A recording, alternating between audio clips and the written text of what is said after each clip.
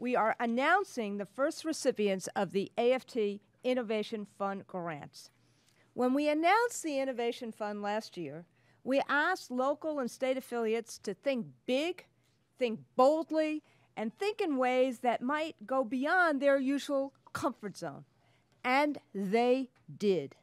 And we promised to back up our members' good ideas with resources to help make it a reality. These grants will support educators, their unions, and their partners as they take the lead to improve teaching and learning in groundbreaking ways. Some people will be surprised that these proposals come from teachers' unions. But the truth is that our unions are not afraid to take risks and share responsibility for student success. Like entrepreneurs, we're taking a risk that we hope and suspect will succeed. We're not adverse to change. In fact, we're leading change.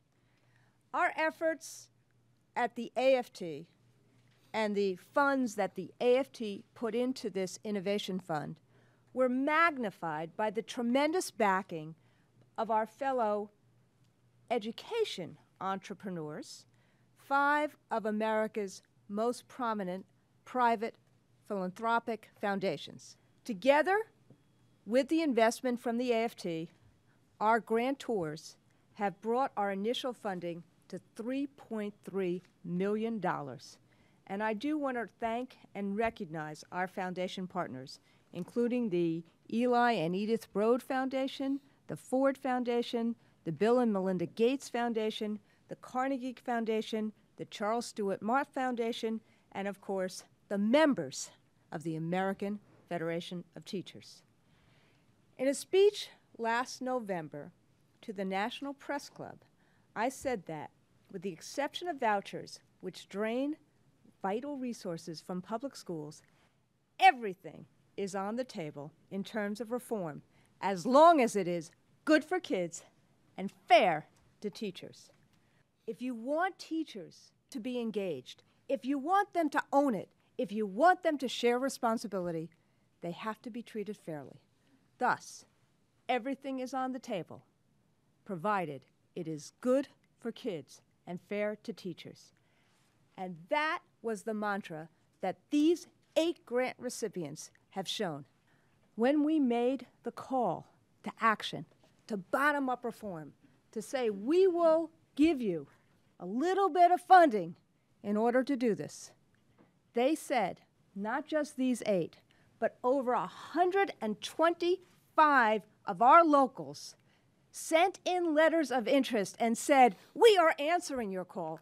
We want to do this kind of reform. We know we can do things that help children succeed through collaboration.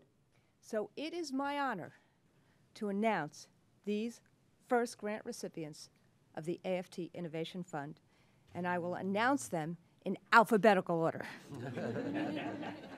The ABC Federation of Teachers in Los Angeles County, which proposes to create or to build on its successful partnership with the district by moving collaboration and decision-making to the schoolhouse rather than the district level for 10 high-need schools.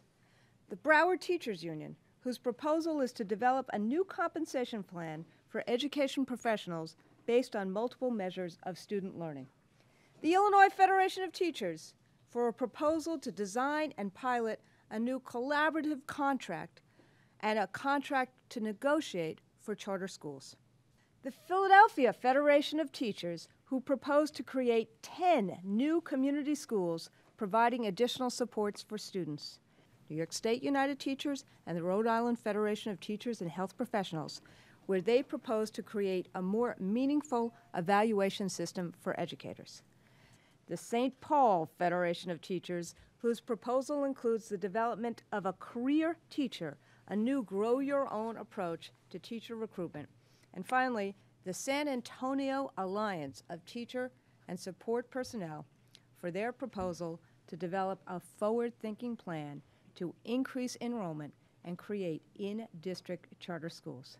I'd like all of us to recognize them and say thank you.